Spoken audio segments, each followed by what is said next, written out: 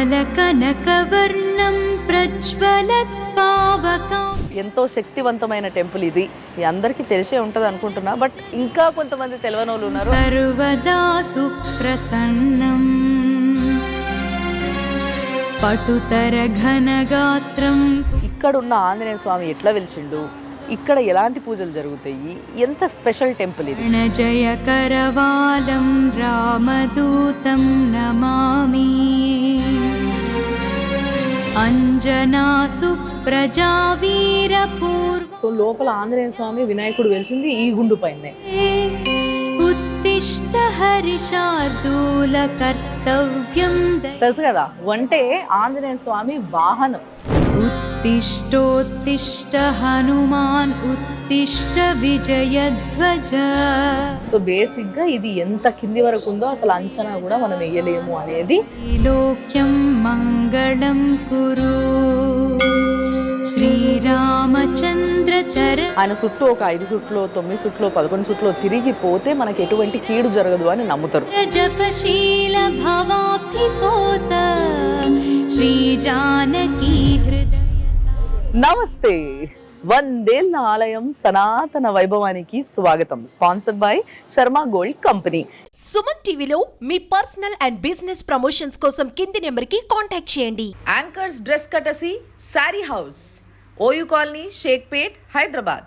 ఈ రోజు నేను వచ్చేసిన సికింద్రాబాద్ థర్డ్ బండ్లుండ వీరాంజనేయ స్వామి టెంపుల్కి. ఎస్, ఎంతో శక్తివంతమైన టెంపుల్ ఇది. మీ అందరికీ తెలిసే ఉంటుంది అనుకుంటున్నా, బట్ ఇంకా కొంతమంది తెలియని వాళ్ళు ఉన్నారు. అండ్ ఇన్ డీప్ అంటే చాలా మంది గుడికి వస్తూ ఉంటారు, పోతూ ఉంటారు, మొక్కుకుంటారు. ఇక్కడ చాలా దేవుడు చాలా శక్తివంతుడంట, మనం కోరుకున్న కోరికలన్నీ తీర్చేస్తారంట అన్న విషయం అందరికీ తెలుస్తుంది. కానీ ఆ గుడి యొక్క చరిత్ర, ఆ గుడి ఎట్లా కట్టిండ్రు, ఏం కథ, అసలు ఏంది స్పెషాలిటీ, ఇవన్నీ ముచ్చట్లు చెప్పేటందుకే నేనున్నా.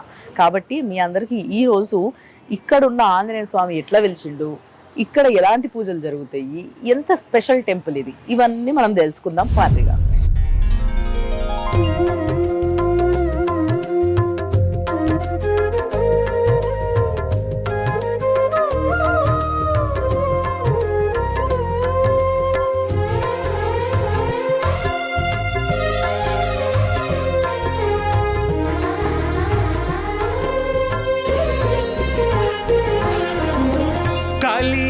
కలియుగమెటులైనా కలియుగమెటులైనా కలదుగా. అస్సలు ఆంజనేయ స్వామి ఆ బయటికి వెళ్ళే కనబడుతుంది తెలుసా. అందుకోసమే చాలా మంది అస్సలు ఇట్లా పక్కకి ముఖం తిప్పుకోకుండా ఈ ముందుకెళ్ళి పోయేటోళ్ళు లోపల ఆంజనేయ స్వామి ముఖం చూసుకొని అంతా శుభం జరగాలని మొక్కుటా పోతున్నారు. సో నేను ఇప్పుడు ప్రస్తుతం గుడి లోపలికి వచ్చిన. గుడి చాలా పెద్దగా ఉంది. ఇంకా ఫస్ట్ నేను మీ అందరికీ ధ్వజస్తంభం చూపిస్తాను.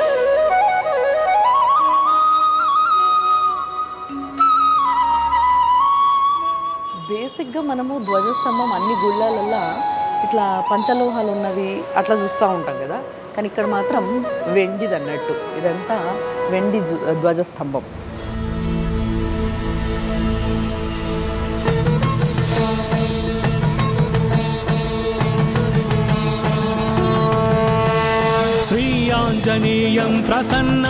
సో లోపలికి రాగానే ధ్వజస్తంభం ముంగట వెండిది క్యామెల్ ఉంది. తెలుసు కదా, వంటే ఆంజనేయ స్వామి వాహనం. ఎస్, ఆయన సతీ సమేతంగా ఈ వాహనం పైన మనందరి కోసం అంటే వాయు వేగంతో బుస్సుమని వెళ్ళిపోతాడు కదా, ఆయన వాయుపుత్రుడు కదా. సో అంత ఫాస్ట్గా పోయినప్పుడు మనం చూడడం కష్టం మన మామూలు కళ్ళకి. కాబట్టి మెల్లగా ఆయన పోతుంటే ఈ వాహనం పైన భక్తులందరూ నిమ్మలంగా చూసి మొక్కోవచ్చు, సంతోషపడవచ్చు అని చెప్పి భక్తులకు ఇచ్చిన అదృష్టమే ఇది అన్నట్టు. సో ఆ వాహనం ఇది వెండితో తయారు చేసింది.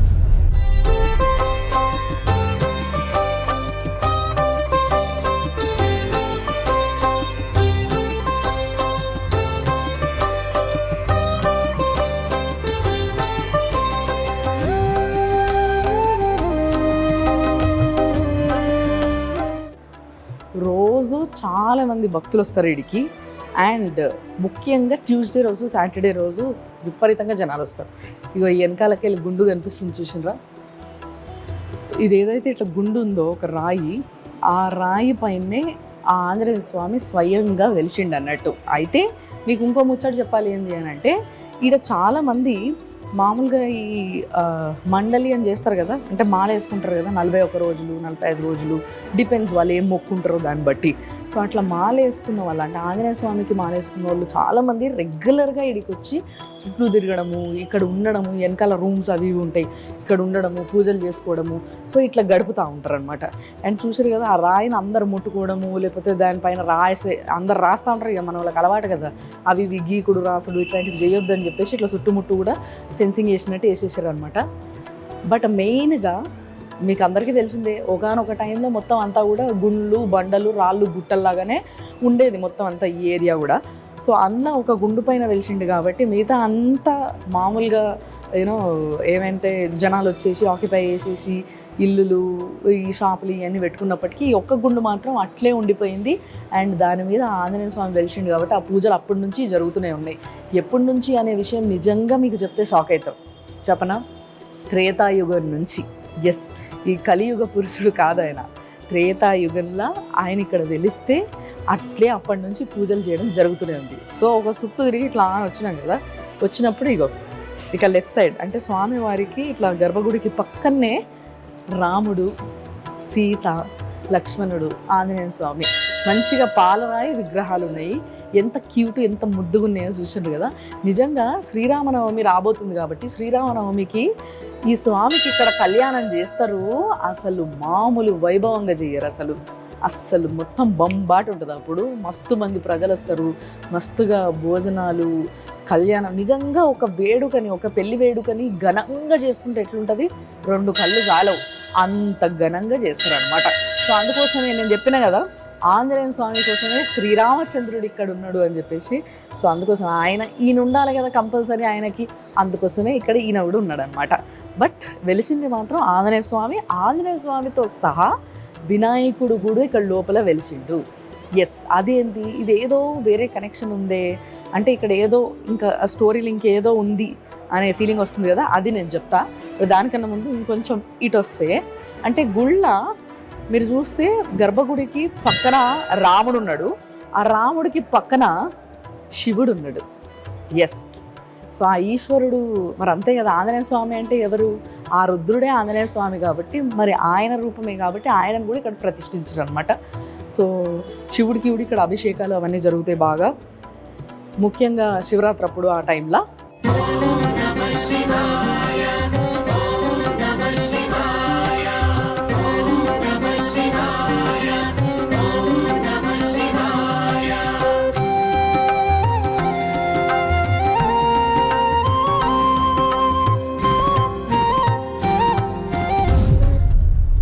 సో ఈ గుడిలో ఇంకో కార్నర్లో నవగ్రహాలు కూడా ఉన్నాయి. సో బేసిక్గా నవగ్రహాలు మీకు తెలుసుంటే గుడి బయట పెడుతుంటారు. నవగ్రహాలు అనేది ఇట్లా సెపరేట్గా ఇంకో మండపం కట్టి గుడి ఆవరణంలో పెడుతుంటారు. బట్ ఇక్కడ మాత్రం లోపలనే ఉన్నాయి. అండ్ మీకు ఇంకో విషయం తెలిసే ఉండాలి, ఆంజనేయ స్వామి పాదాల దగ్గర శనీశ్వరుడు ఉంటాడని. అందుకోసం ఎప్పుడైతే ఏళ్ళనాటి శనులు లేకపోతే అర్ధాష్టమ శనులు ఇలాంటి టైం నడుస్తున్నప్పుడు ఆంజనేయ స్వామికి ప్రతిరోజు వచ్చి ఆయనకు జస్ట్ ముఖం చూపించి ఆయన ముఖం మనం చూసి ఆయన చుట్టూ ఒక 5 చుట్లు 9 చుట్లు 11 చుట్లు తిరిగిపోతే మనకు ఎటువంటి కీడు జరగదు అని నమ్ముతారు.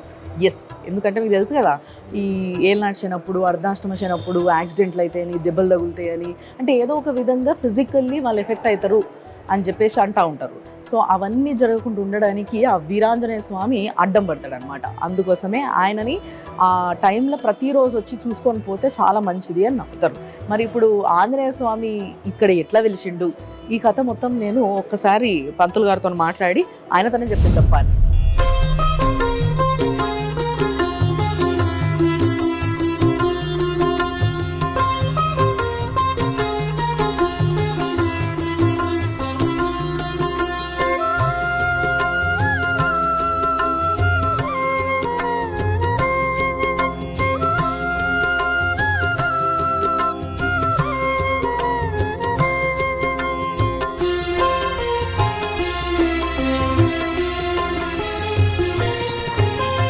శరణం శరణం హనుమంత స్వామి శరణం హనుమంత పవన కుమార హనుమంత పాప వినాశక హనుమంత శరణం శరణం హనుమంత స్వామి శరణం హనుమంత పవన కుమార హనుమంత పాప వినాశక హనుమంత శరణం శరణం హనుమంత స్వామి శరణం హనుమంత పవన కుమార హనుమంత పాప వినాశక హనుమంత శరణం శరణం హనుమంత స్వామి శరణం హనుమంత పవన కుమార హనుమంత పావన చరిత హనుమంత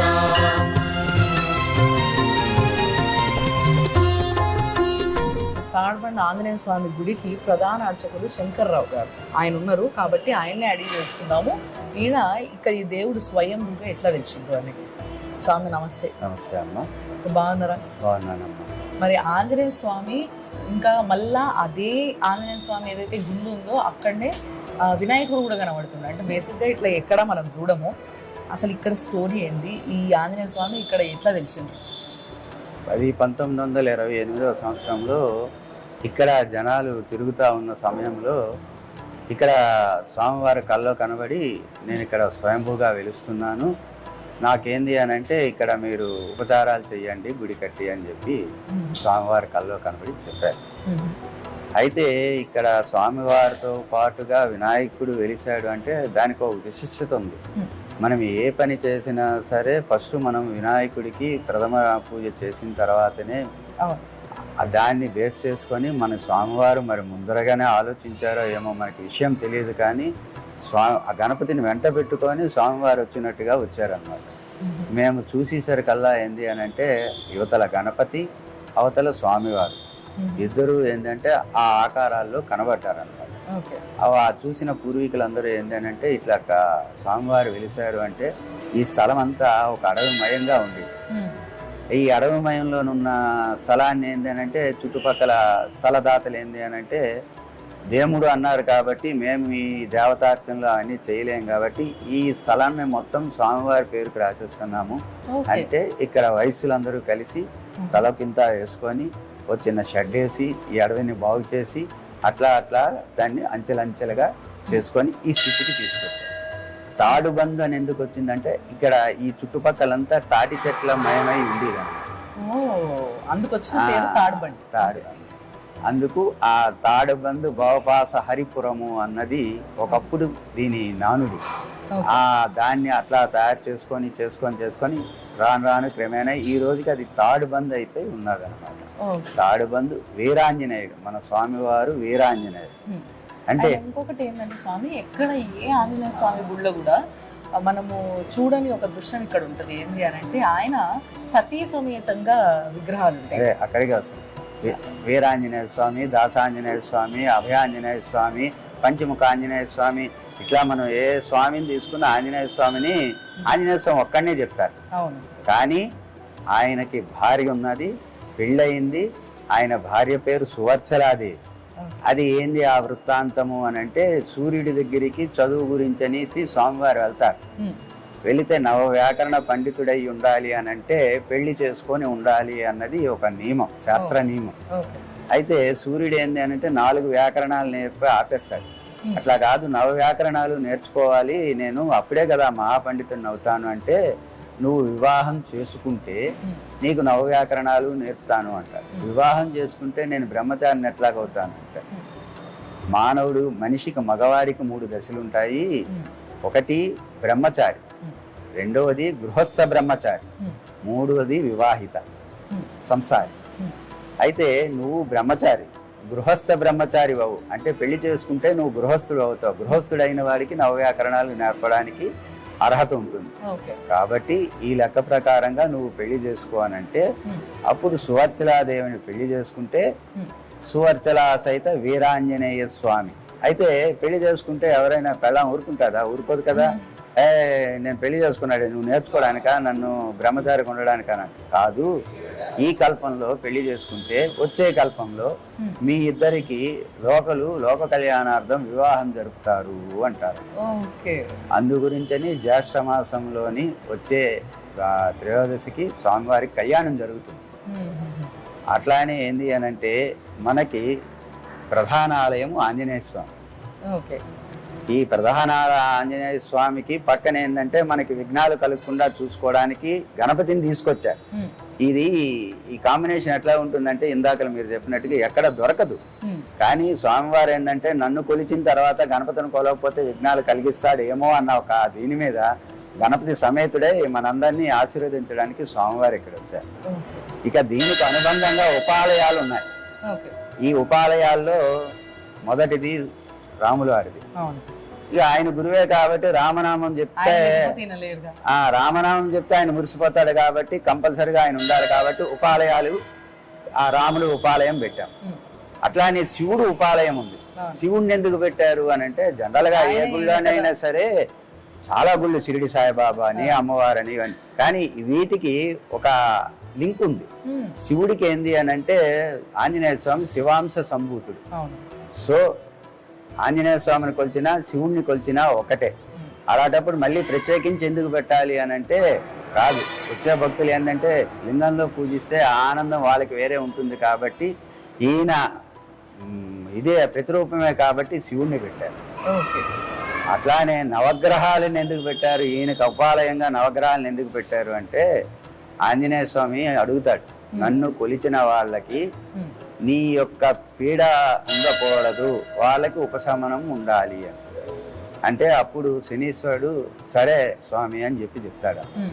అందుకు ఈ గుడిలో నవగ్రహాలని పెట్టితే ఈయన గుడిలో నవగ్రహాలని కొలిస్తే ఎటువంటి ఈతి బాధలు కానీ ఎటువంటి కష్టాలు కానీ ఉండవు అన్న దాని గురించి ఈ 4 ఉపాలయాలకి ఉన్న ప్రత్యేకత అది అనమాట. రెండవది మనం ఎక్కడైనా నవగ్రహాల గుడికి వెళ్ళి ప్రదర్శనలు చేసి బయటికి వెళ్ళి కాలు కడుక్కొని వస్తాం. కానీ ఒక్క ఆంజనేయ స్వామి గుడిలో మాత్రము కడుక్కో అక్కర్లేదు. నవగ్రహాల ప్రదర్శనం చేసి ఆంజనేయ స్వామికి దండం పెట్టుకున్నారు అని అంటే వాళ్ళు ముక్తి పొందినట్టుగా, కాబట్టి దానికి పర్వాలేదు. ముందు నవగ్రహాలకు తిరిగి వచ్చిన తర్వాత ఆంజనేయ స్వామి దర్శనం చేసుకోవచ్చు, కానీ ప్రత్యేకించి వెళ్ళి కాలు కడుక్కునే అవసరం లేదు. అట్లానే శనీశ్వరుడికి మనము శని త్రయోదశి నాడు అభిషేకం చేస్తాం. జనరల్ గా ఎక్కడైనా అభిషేకం చేసి ఇంటికి వెళ్ళి స్నానం చేస్తాం శని త్రయోదశి. కానీ ఈ గుడిలో ఉన్నది ఈ గుడి అనే కాదు, ఆంజనేయ స్వామి గుడికి సంబంధించిన నవగ్రహాలు ఏదున్నా అక్కడ మనం చేస్తే స్వామివారి అనుగ్రహం ఉంటుంది కాబట్టి అక్కడ అభిషేకం చేసుకొని ఇక్కడ దర్శనం చేసుకుంటే మళ్ళీ మనం ఇంటికి వెళ్ళి స్నానం చేసుకునే అవసరం ఉండదు. అది ఆంజనేయ స్వామికి నవగ్రహాలకి లింక్. అసలు ఇంత లింక్ ఉందన్న విషయం ఇక్కడ రెగ్యులర్ గా వచ్చే భక్తులకు కూడా చాలా తక్కువగా తెలుసు అనుకుంటా. అట్లానే ఆంజనేయ స్వామికి శివుడికి ఉన్న లింకు, అట్లానే ఆంజనేయ స్వామికి రాముల వారికి ఉన్న లింకు. మరి ఈ గుళ్ళో ముఖ్యంగా మనకి హనుమాన్ జయంతి కానీ లేకపోతే శ్రీరామనవమి కానీ చాలా వైభవంగా చేస్తారు కదా, సో ఆ టైంలో ఏంటి స్పెషల్? మనం జనరల్ గా మీ పుట్టినరోజు నా పుట్టినరోజు వచ్చింది అనుకోండి, ఒక కేక్ కట్ చేస్తాము, 4 ఫ్రెండ్స్ వస్తారు, తింటారు, వెళ్ళిపోతారు.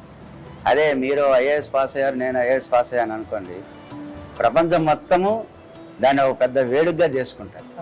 జనరల్గా ఆంజనేయ స్వామి పుట్టినరోజు వైశాఖ మాసం.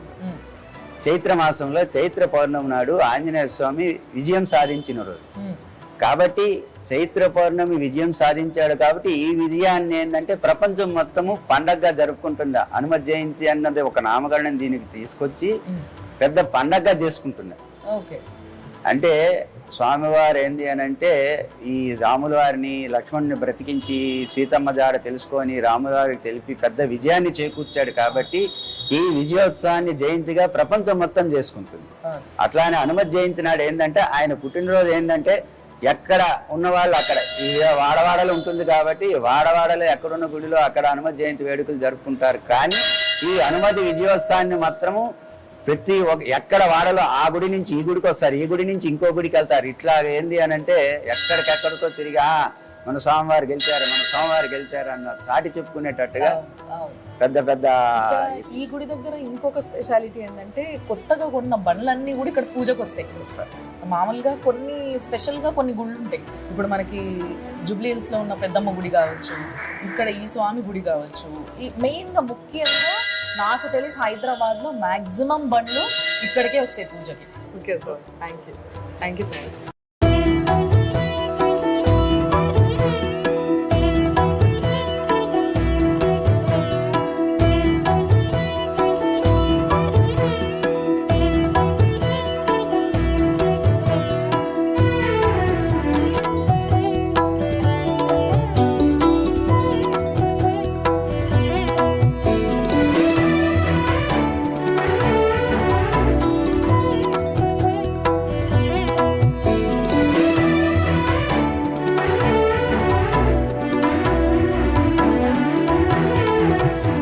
ఇప్పుడు ఇక్కడ ఈ గుండు కనబడుతుంది కదా, అంటే ఇదే యాక్చువల్గా గర్భగుడి లోపలికున్న గుండు కూడా ఇదే, అంటే కంటిన్యూయేషన్ దాన్ని. సో లోపల ఆంజనేయ స్వామి వినాయకుడు వెలిసింది ఈ గుండు పైనే. అయితే వీళ్ళు ఈ గుడి కట్టేటప్పుడు దీనికి కింద ఫౌండేషన్ కోసం అని తోతారు కదా, సో అట్లా తవ్వినప్పుడు ఈ గుండె ఎంత పెద్ద ఉందో దానికి 3 రెట్లు లోతుకి తవ్వినా కూడా ఆ గుండె ఇంకా అయిపోతలేదంట. అంటే దాని అంత ఎక్కడుందో అసలు తేల్చుకోలేని పరిస్థితుల్లో వాళ్ళు సరేలే ఇంకా వదిలేయండి, ఏదో అదొక స్వామి లీల కాబట్టి దాన్ని మనం ఏం డిస్టర్బ్ చేయకుండా అది వదిలేయాలని చెప్పేసి ఇంకా వాళ్ళకి ఎంత అవసరం అంత తవ్వుకొని అక్కడ నుంచి గుడి కట్టడం మళ్ళీ ప్రారంభించారు అనమాట. సో బేసిక్గా ఇది ఎంత కింది వరకు ఉందో అసలు అంచనా కూడా మనం వేయలేము అనేది చాలామంది పెద్దలు చెప్తున్న మాట.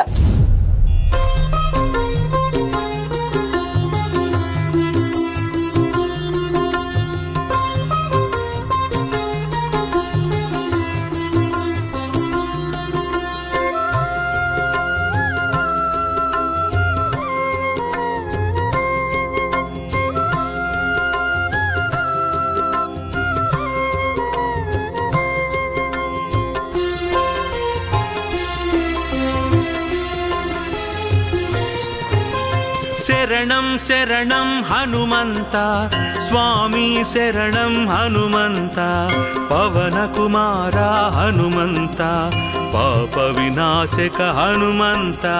శరణం శరణం హనుమంత స్వామి శరణం హనుమంత పవన కుమార హనుమంత పాప వినాశక హనుమంత. శరణం శరణం హనుమంత స్వామి శరణం హనుమంత పవన కుమార హనుమంత పాప వినాశక హనుమంత. శరణం శరణం హనుమంత స్వామి శరణం హనుమంత పవన కుమార హనుమంత పావన చరిత హనుమంత.